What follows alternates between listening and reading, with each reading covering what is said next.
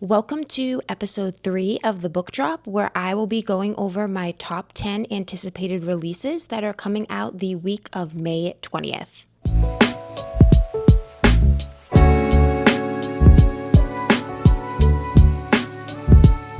Let's get right into it. The first genre I will go over is romance, and the first book on my anticipated reads list is Love Haters by Catherine Center. This is described as it's a thin line between love and love hating in this laugh out loud, all the feels rom-com. Katie Vaughn has been burned by love in the past. Now she might be lighting her career on fire. She has two choices: wait to get laid off from her job as a video producer, or, at her co-worker Cole's request, take a career-making gig profiling Tom Hutchinson, a Coast Guard rescue swimmer in Key West. The catch? Katie's not exactly qualified. She can't swim, but pretends she can. I think this is going to be so funny. I love all of Catherine Center's books, and I can't wait to read this one. The next book is Heart of the Sun by Mia Sheridan, an all-new epic second chance romance with an unexpected and gritty speculative twist. Amid the sun-drenched orange groves of California, childhood friends Tuck Matisse and Emily Swanson shared a bond that seemed unbreakable until life ripped them apart. 13 years later, Emily is a rising pop sensation in need of security, and Tuck, a brooding ex-con, is in need of a fresh start. When fate brings them together once again, Emily hires him on as her new bodyguard. They butt heads and bicker just like the old days, yet neither can deny the heat rekindling between them. Next is Left of Forever by Tara DeWitt, an emotional, irresistible second chance romance filled with sparkling humor, big feelings, and spicy romance. Ren and Ellis Bird fell in love as kids, had their son Sam when they were only teenagers, and built a life together in the coastal town of Spoons, Oregon. They were made for one another until they fell apart. Now divorced and in their 30s, Ren runs the bakery in town while Ellis works as a firefighter. They live separate lives, though they are hardly off each other's minds. When Ellis and Ren move Sam into college, Ellis convinces Ren to take an extended road trip back to Spoons to see if they can give their relationship one last chance.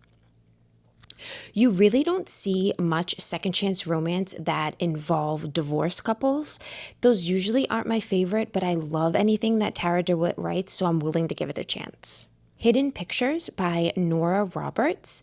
This is a romantic suspense. Sloane Cooper, a natural resource officer, recovers from a shooting at her parents' home in the Maryland mountains. While recovering, a local woman vanishes, and Sloane investigates, uncovering a troubling connection to other missing persons, while also exploring her own feelings for a local man. The story combines mystery, investigation, and romance with a touch of home renovation. Not Safe for Work by Nisha Tooley. Two workplace enemies find themselves in close proximity on a tropical company retreat that challenges their assumptions and just might make them fall for each other. This is a rom-com. And the last one in this category, Rewind It Back by Liz Tom Ford. This is the last book in the Windy City series, so that's kind of sad to be closing up this chapter of this amazing series that I feel really got me into TikTok. This is, I think, the first series that I heard from TikTok, so will always have like a little place in my heart. This book follows Rio and Hallie. They've loved each other when they were kids, then broke each other's hearts when they were 19. Now, Hallie is moving to Chicago to pursue interior design, and guess who she moves next door to? Guess who her first interior design project that could set her off the career is? Yes, Rio. The book is a second chance romance and forced proximity, and also Rio is a professional sports player. And then I have two books in the mystery and thrillers category. The first one is The Last Ferry Out by Andrea Bartz. This is a twisty thriller that says on a trip to the tropical paradise where her fiance died, a young woman begins to suspect the death was no accident and the killer's still on the island. And then I have Memory Collectors by Deet Meserve. It is a genre-bending novel that combines elements of mystery, suspense, and science fiction with a focus on human emotion and the power of memory. What would you do if you could spend an hour in your past? Four strangers in the beach town of Ventura, California are about to find out. I love books about memory, but I think this is going to be like a Groundhog Day. They're going to think it's a great idea. Oh yeah, let's go back into an hour of our lives and relive it, but I feel they're not going to be able to get out. And then I have one book in the romantasy category, which is The Night and the Moth by Rachel Gillig. This is a gothic, mist-cloaked tale of a young prophetess, Sybil, a diviner, who can see events in the future. And she is forced on an impossible quest with the one knight whose future is beyond her sight. Rachel Gillig is such a great author. She did the Shepherd King duology. The first book was One Dark Window, and Two Twisted Crowns was the second one. I love that duology so much, so I can't wait to pick this one up. And then the last book I have is in the historical romance category. It's called Rules for Ruin by Mimi Matthews. No one betrays the academy, but now Euphemia must decide. Break the rules for her enemy or let the rules break her heart. The academy summons its brightest and most bitter pupil to infiltrate the extremely unpleasant man's inner circle. The deal is bring down the Viscount and Miss Euphemia Flight will finally earn her freedom. All of these books will be linked in the description box. I have a folder on my storefront that's all of the books that I feature in the book drop. So it's very easy for you to access any book that I've talked about in this series. Book purchases. None. Go me.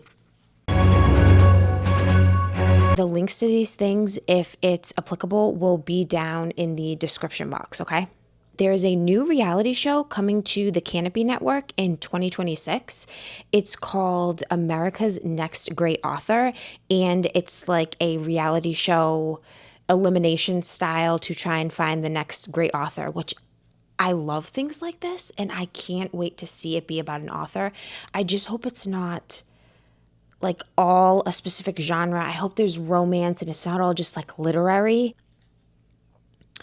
Diana Gabaldon has announced the title for the 10th and final book in the main Outlander series, and it has us worried for several characters, especially Jamie. She revealed on Facebook that the title of the upcoming book is called A Blessing for a Warrior Going Out, and that it will indeed be the final book in the main series. That said, she also revealed that she plans to continue writing Outlander companion books and side stories, so we won't have to say goodbye to the world of Outlander quite yet. No release date yet, but set to come out either in 2025, but it's looking more like it's going to be in 2026. But she's been writing this since 2021. And as a side note, I did read somewhere that the title seems that Jamie Fraser is going to be like, he's going out, but I believe Diana said in an interview that it has nothing to do necessarily in a bad way. It can have a hidden innuendo because it is the last book in the series. It doesn't necessarily mean it's a bad going out. It could be a good going out. So here's to hoping it's on the good part of going out. One of my newfound favorite authors, K.M. Morinova, she wrote the dark military romance Leave Me Behind, which is on Kindle Unlimited. She recently announced that she's putting out a Dark Forces duet. The first book is called Your Knife, My Heart, and that will be released on November 11th of 2025. And the second book in the duet is called My Blade, Your Back. That comes out December 16th of 2025. There's no covers yet for it, but I am so ready for this. I absolutely loved Leave Me Behind. I rated it 5 stars, and there was the perfect amount of spice, the perfect amount of emotion.